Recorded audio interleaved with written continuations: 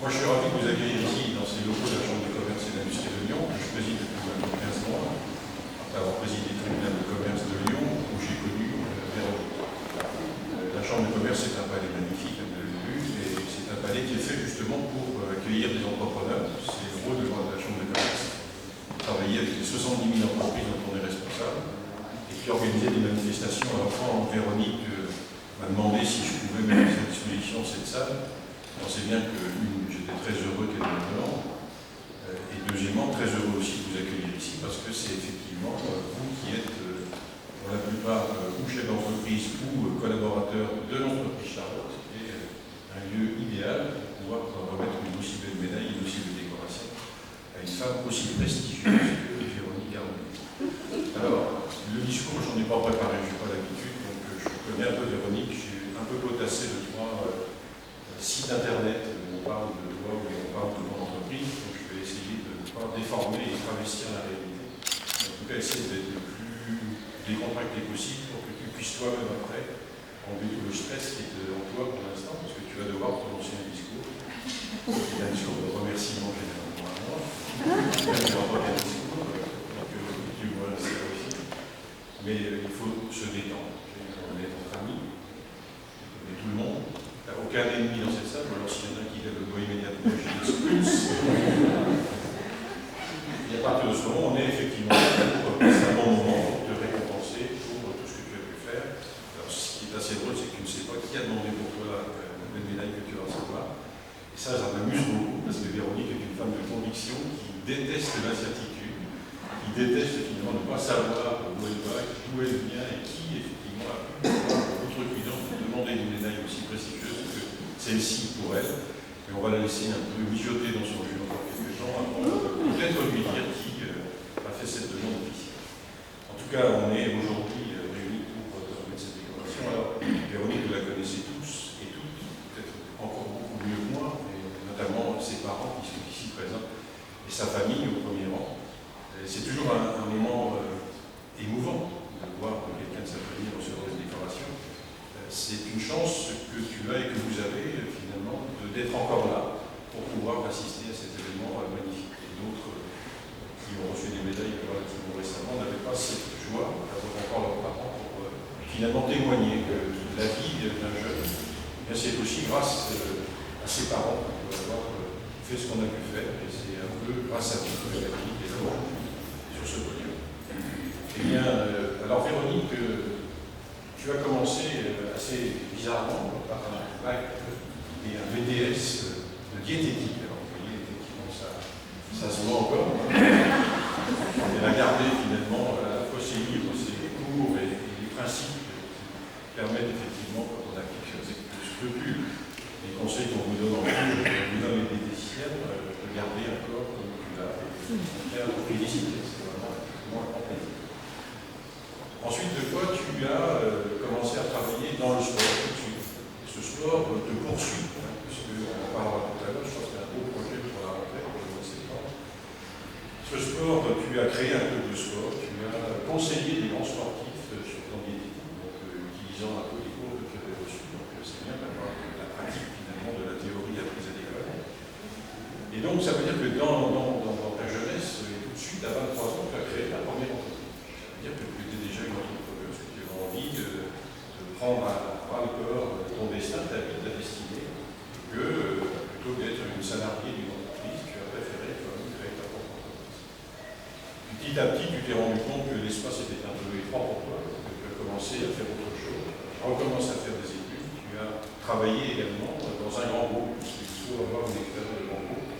Et ce grand groupe, c'était effectivement dans la pharmacie, avec Conseil pour pouvoir être représentant d'un certain nombre d'officines, représentants pour OCP pour pouvoir sillonner, je suppose à l'époque déjà la France entière pour aller vendre les produits que OCP diffusait. Ça c'est une expérience de grand groupe, mais encore une fois ça n'a pas pu convenir, parce que grand groupe ça veut dire patron ça veut dire que je ne suis pas libre de faire ce que je veux, et la caractéristique essentielle, je ne sais pas si je travestis la réalité madame, mais la caractéristique essentielle c'est que tu veux maîtriser ton avenir, décider de ce que tu as à faire, de ce que tu veux faire, et que tu ne laisses personne décider à ta place. Donc un grand groupe avec des grades de collaborateurs, je sais pas ce que c'est, qui travaillait pour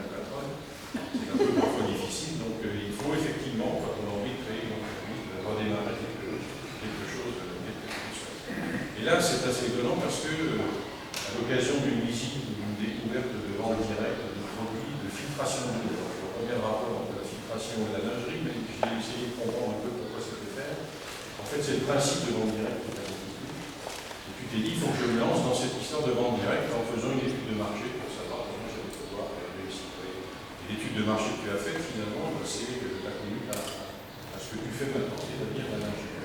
L'anecdote que j'ai récupérée, c'est qu'en fait, ta première collection, tu l'as faite chez toi dans une cuisine avec des grosses gamelles en fond, et tu as fait de la teinture, d'anciens vêtements, des tissus, de la broderie, de la dentelle, pour arriver évidemment à un produit plus commercialisable, montrable, à l'ensemble de la collection. Et puis, le parcours est assez exceptionnel, je dirais même très exceptionnel, parce que partir de rien pour arriver à ce qui est Charlotte aujourd'hui, c'est un parcours fabuleux, qui t'a valu de nombreuses récompenses, qui t'en vaudra encore pour les 30 ans de carrière de prestataire.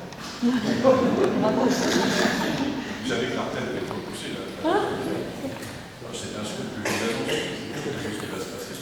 Et donc, des récompenses qui justifient finalement tous les projets que tu veux faire et les efforts et le courage que tu as eu. Parce que tu as redémarré des études, certainement pour du soir, parce qu'on ne peut pas travailler et puis faire des études en même temps. Donc, le courage de travailler la journée et de travailler encore le soir pour pouvoir obtenir des diplômes qui sont des diplômes prestigieux.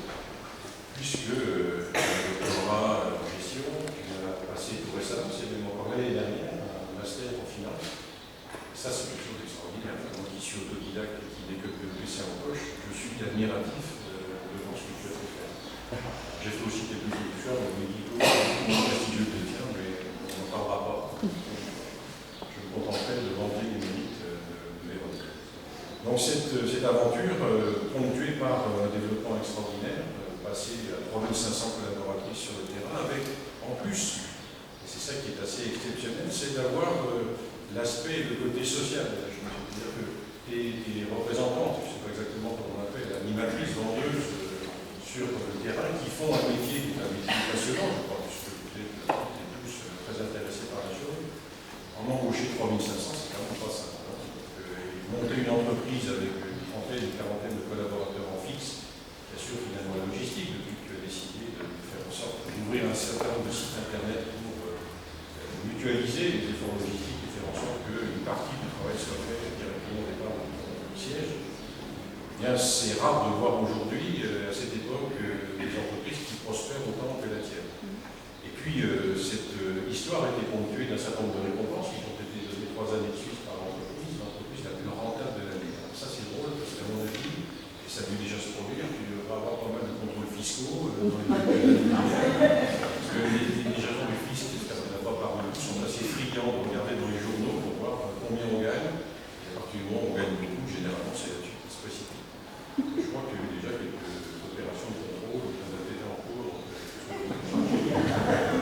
Si tu as besoin d'un coup de main, une fois pour payer, pour t'aider. Et là, effectivement, c'est quelque chose de très très important.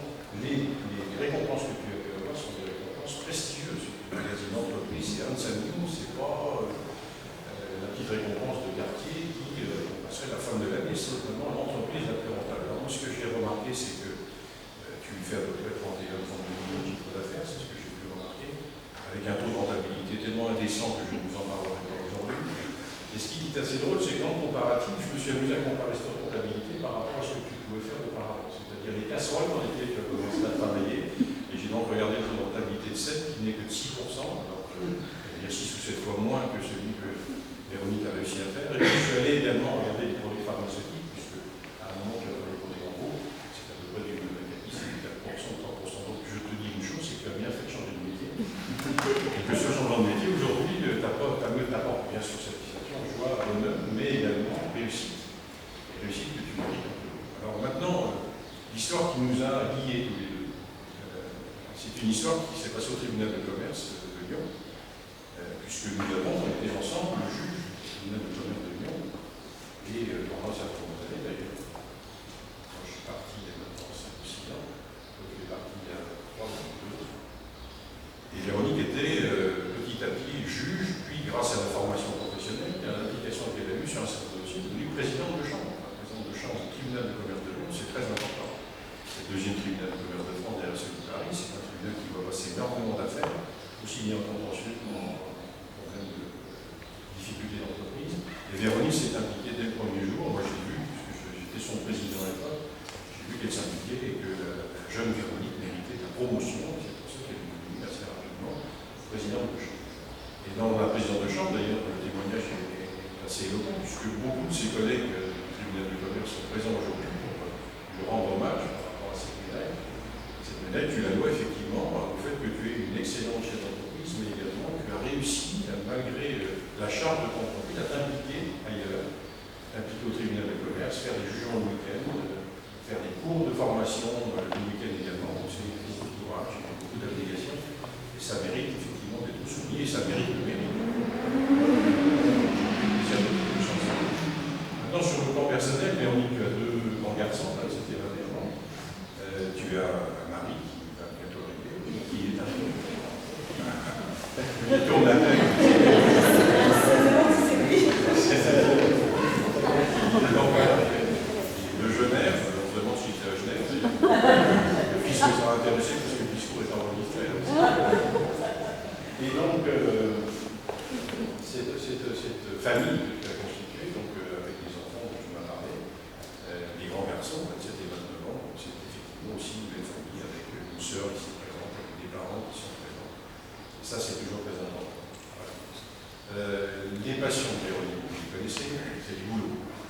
Mais il n'y a pas que le boulot. Il n'y a pas que le boulot. Véronique, c'est une passionnée de vélo. Alors nous, c'est vrai qu'au tribunal, on riait beaucoup de cette passion de Véronique qui partait effectivement de temps en temps en mission avec son vélo, faire le tour du monde. Nous, ça nous paraissait d'une part ésotérique, absolument absurde, et puis surtout très dangereux. Donc on ne voyait pas comment une jeune femme pouvait faire le tour du monde avec une bicyclette. Là, ça va recharger, des baluchons de tous les côtés. Enfin, on imaginait des scénarios qui étaient à peine un peu apocalyptiques. Mais enfin, elle est toujours revenue de ces choses. Et à un moment, on a cru qu'elle allait définitivement partir, que son vélo allait franchir des frontières inaccessibles et qu'on allait perdre en 3 ou 4 ans sur les tours du monde et non plus les Tours de France. Alors la dernière en date, c'est que Véronique a tenté une expérience fabuleuse au mois de septembre, c'est le championnat de France de contre-la-montre en bicyclette. C'était un truc que vous avez fait, tout à fait. On aurait peut-être pas dû révéler ça, mais moi ça m'amusait énormément. Tu me diras simplement où a lieu ce championnat de France. Dire à ce qu'on organise une délégation chez l'entreprise du Lyonnais, de faire un gag autour de la piste lorsque tu seras présent. Voilà un peu ce que l'on peut dire de Véronique Garnier. Outre le fait que, alors là c'est un peu plus personnel, c'est que moi je suis absolument ravi que tu m'aies choisi comme parrain pour mettre cette belle décoration. Il y a un certain nombre de choses que j'ai lues de toi et de, je ne vais pas dire de slogan, de devises qui sont tiennes, c'est il faut oser, il ne faut pas avoir peur d'échouer, pas avoir peur de perdre, on ne renonce jamais. Et puis quelque chose qui m'a beaucoup plu aussi, c'est que tu dis quelque part que la vie est belle quand on en a décidé. Quand on a décidé de cette vie. Ben, moi je dirais simplement que la vie est belle quand on a la chance de partager une aussi belle amitié avec vous.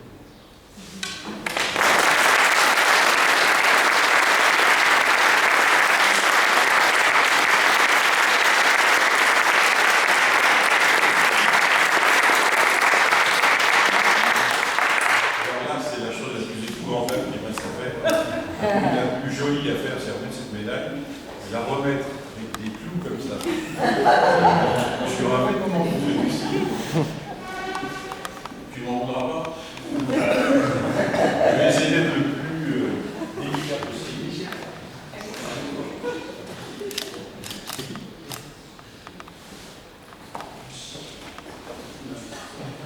Garde bien.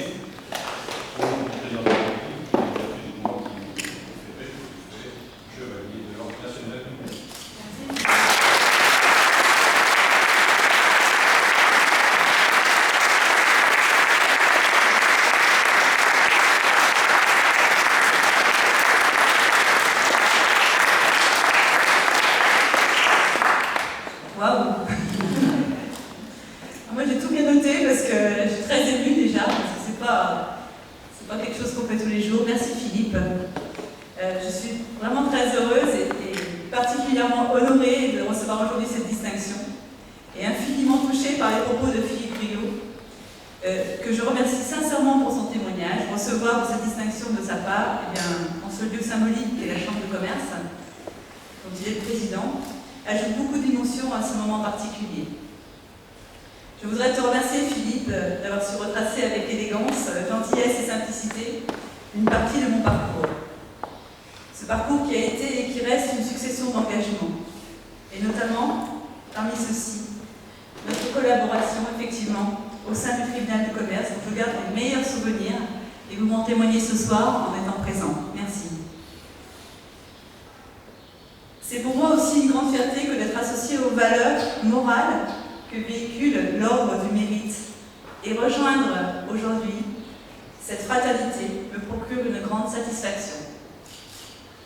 Même si je dois bien vous avouer que j'ai encore du mal à réaliser que cette médaille m'est effectivement destinée. Je me reconnais volontiers dans l'engagement de chaque instant de ces hommes et de ces femmes qui la portent. Des valeurs morales telles que la générosité, le courage et l'intégrité, auxquelles je suis très attachée et que je m'efforce d'appliquer au quotidien, me récompensent aujourd'hui de façon extraordinaire. Je ne peux donc poursuivre ce discours sans remercier les deux personnes qui m'ont inculqué ces valeurs dès le plus jeune âge, mes merveilleux parents, à qui je dois de vivre aujourd'hui ce moment extraordinaire et que je veux naturellement partager tout d'abord avec eux. Merci à vous deux pour vos enseignements et vos belles valeurs morales. Merci pour votre accompagnement. Pourquoi je vous regarde? Merci pour la confiance témoignée très tôt. Merci pour le goût de l'effort. Merci pour le modèle. Cette distinction est aussi la vôtre. Je vous dois en grande partie ce parcours qui est le mien, souvent qualifié d'exceptionnel, mais il est pour moi tout simplement en droite ligne avec l'éducation que vous m'avez donnée. Vous n'avez pas oublié aussi de m'enseigner également l'humilité. Ce dernier cadeau est l'un des plus précieux, car effectivement, avec la réussite, parfois on peut la perdre, cette humilité. Et je crois que l'éducation nous rattache à ces valeurs et elles sont fortes. Soyez également remerciés pour cela. Vous tous qui êtes ici, comptez aussi beaucoup, beaucoup pour moi. C'est pourquoi je tenais à partager ce moment avec vous. Tout d'abord, bien sûr, ma famille, mon frère, ma sœur, mes parents, ma belle famille. Vous êtes l'élément central de ma vie, mon pilier. Mes enfants, bien sûr, mes petits-enfants aussi, parfois épuisants, mais toujours une ressource inépuisable. Puis vous, mes amis, qui cimentez mon équilibre, avec qui je vis de merveilleux moments, au ski, à la mer, à la plongée, sur le vélo. Vous, mes collaborateurs et compagnons de route, dont nos échanges m'enrichissent chaque jour un peu plus. Je suis fière de vous avoir à mes côtés. Et enfin, Frédéric, l'homme qui partage ma vie, au plan privé comme professionnel, depuis bientôt 20 ans. C'est un peu l'homme de l'ombre chez Charlotte, mais c'est ma meilleure moitié. Il élève avec moi Charlotte, notre adolescente de 17 ans. C'est la fille qu'on n'a pas eue, mais on l'a eue quand même. Il est l'essentiel de ma réussite et de mon épanouissement. Sans vous, toute l'histoire ne serait pas celle-ci. Alors à vous tous, un grand merci pour cela. Mon énergie s'est très tôt concentrée sur la réussite commune, la réussite en équipe, car pour moi, réussir seul n'a pas de véritable intérêt. La saveur n'est pas la même. Permettre à chacun de se réaliser, de se construire, de construire sa propre réussite en partageant sa connaissance ou son expertise, tout ça enrichit, nous enrichit, m'enrichit. C'est ainsi que j'ai bâti la vie de mon entreprise, de notre entreprise. Pour cela, j'ai aussi mon fil d'Ariane. Je vais vous délivrer. C'est une série de 7 verbes que je veux partager ce soir avec vous. Ils remplissent ma vie. Ils sont mes référents. Je les ai appelés les 7 verbes capitaux. Voici ces 7 verbes dont j'ai fait mes engagements. Tout d'abord, le verbe changer. Pour moi, changer, c'est sortir de sa zone de confort.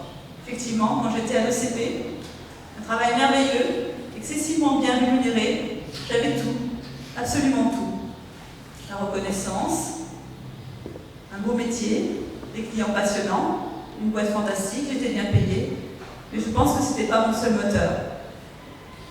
Alors j'ai décidé de tout lâcher. J'ai préféré quitter ce confort et préféré me remettre en danger et d'élargir les perspectives. Et tu as raison, j'avais eu raison. Provoquer sa chance, c'est avoir la chance, c'est d'avoir de la chance. C'est une aptitude qui se développe, la chance. C'est aussi la faculté de s'adapter. Toujours, surtout à l'imprévu, et de façon instantanée. Alors, je m'appuie souvent sur Darwin, qui dit que celui qui réussit, celui qui reste, celui qui survit, c'est pas le plus beau, c'est pas le plus fort, c'est pas le plus intelligent, c'est tout simplement celui qui sait s'adapter.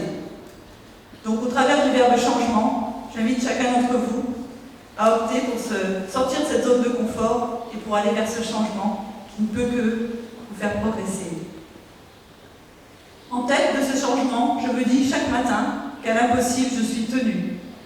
C'est trop facile, ce qui est déjà fait, c'est déjà fait. Alors il y a plein de choses qui sont encore à faire. Eh bien, en changeant, on réussira. Le deuxième verbe qui m'anime beaucoup, c'est s'ouvrir. Savoir partager, sans a priori, aux autres, aux gens pas forcément qui nous ressemblent. Et là, je dois dire que les voyages que je fais régulièrement avec Frédéric en Afrique m'apportent beaucoup. Je vois des gens qui n'ont rien. Un voyage au Malawi m'a beaucoup marqué. Des enfants n'avaient absolument rien. Quand on leur tendait un bonbon, ils le mangeaient avec le papier. Et pourtant, au fin fond du Malawi, dans un village, on entendait au loin des gens qui chantaient. Quand on s'est approché, ils dansaient. C'était formidable leçon de vie. Ils n'avaient rien, ils étaient heureux. Donc je reviens à chaque fois un peu plus enrichi de ces voyages. Cela permet aussi de ne jamais perdre de vue ce qui est essentiel. S'ouvrir aussi avec le sport. C'est l'opportunité d'échange, bien sûr, et surtout de confrontation. C'est un vrai combat. Dans un univers où le statut social est nivelé, ça aussi, ça nous rapporte au thème de l'humilité.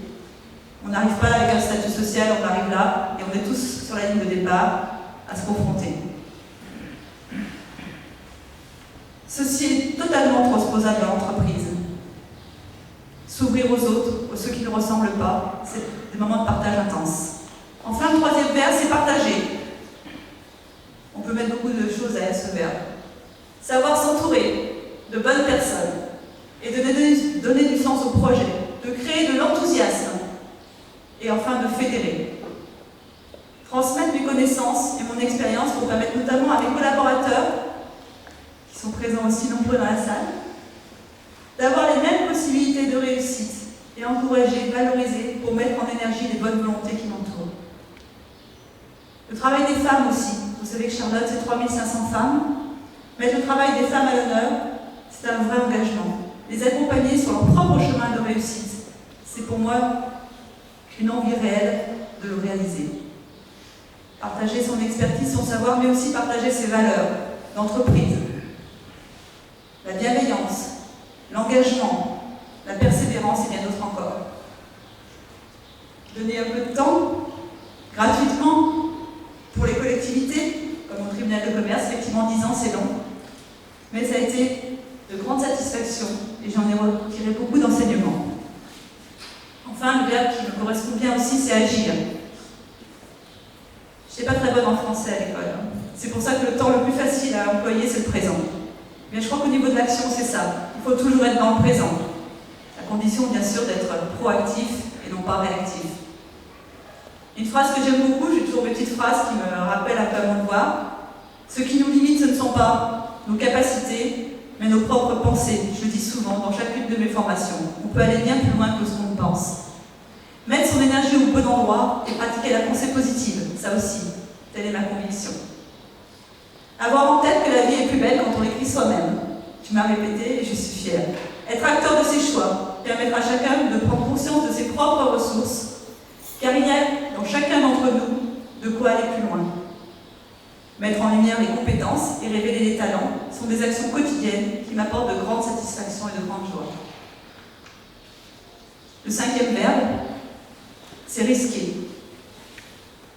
J'ai eu l'audace de vivre mes rêves et chaque obstacle rencontré a été un vrai défi. Parfois les bras me sont tombés, mais je me ressourçais auprès de mes valeurs, famille, amis, collaborateurs. J'ai d'ailleurs souvent tiré mes plus grands enseignements de mes échecs. L'échec, finalement, est indispensable à la réussite. C'est une partie intégrante. Il devrait même faire partie de l'enseignement académique. Ce n'est pas le cas aujourd'hui, je compte bien y remédier. On parlera plus tard. Le 6e verbe, c'est se réaliser. C'est raconter son histoire et pas celle des autres. L'avenir m'intéresse, c'est une phrase connue. L'avenir m'intéresse plus particulièrement car je compte bien y rester, y passer le reste de ma vie. Donc plein de projets encore pour le futur. Et 2 projets qui me tiennent vraiment très à cœur. D'abord pour l'entreprise, Charlotte, l'Odyssée 2014, où l'objectif est fou, puisqu'on veut faire x3, on ne parle pas de 5%, de 10%, de 30%, on veut multiplier par 3. Si je dis ça, c'est que j'ai une équipe qui en est capable. Je sais qu'elle est là et je sais qu'elle va y arriver. Pour moi, c'est un bel engagement et je veux m'acharner jusqu'à ce qu'on réussisse. Ça va porter l'équipe à 9000 personnes en 2014. Le 2e objectif qui va être le premier, c'est très ambitieux aussi, c'est l'école de la réussite, justement. L'école de la réussite, Charlotte, tu l'as souligné, Philippe, 3 années consécutives, meilleure rentabilité française. On a des choses à transmettre. Je pense que cette réussite, cette école de la réussite n'est pas enseignée. On enseigne beaucoup les techniques de savoir-faire, mais jamais les techniques de savoir-être. Celles-ci sont tellement plus importantes à mes yeux. Donc bien sûr, mon objectif aussi, c'est l'école de la réussite Charlotte, au parcours certifiant, qui devrait voir le jour d'ici, je pense, 18 mois. Pour me réaliser aussi, j'ai besoin d'images. Ce qui me vient en tête souvent, c'est les réussites exceptionnelles que je croise. C'est aussi les sportifs qui vont au plus profond d'eux-mêmes, qui ont un désir, un rêve, une vision inébranlable. Ils ne lâchent jamais à faire. Encore une fois, le vouloir est bien plus fort que le savoir. Donc je puise mon énergie en les observant. Tout devient alors possible. Et enfin, le dernier verbe, être. Pour moi, non seulement la vie se conjugue au présent, mais se conjugue aussi avec le verbe être. Et je crois qu'il ne faut pas confondre le verbe être et avoir. Être, c'est beaucoup plus fort, beaucoup plus important. Être, c'est être sincère. C'est s'appuyer sur ses émotions. Je parle beaucoup d'intelligence émotionnelle dans les formations, car c'est la chose la plus essentielle. C'est savoir ce que l'on veut plutôt que de se focaliser sur ce qu'on ne veut pas. Être, c'est donner un caractère positif aussi à chaque instant, à chaque rencontre de ma vie. Être, c'est être. C'est une valeur si forte qu'elle permet d'accéder au bonheur et à l'épanouissement personnel. Car il n'y a pas de chemin vers le bonheur. Le bonheur, c'est le chemin. Donc soyez heureux et ayez le bonheur tout le temps. En conclusion, j'ai emprunté quelques mots à Steve Jobs. Notre temps est limité. Ne le perdons pas à vivre la vie de quelqu'un d'autre. Évitons d'être piégés par les pensées des autres. Ayons le courage de suivre notre cœur, notre intuition. Eux savent déjà ce que nous voulons. Tout le reste est secondaire. Car en affaires comme en amour, l'important c'est d'aimer.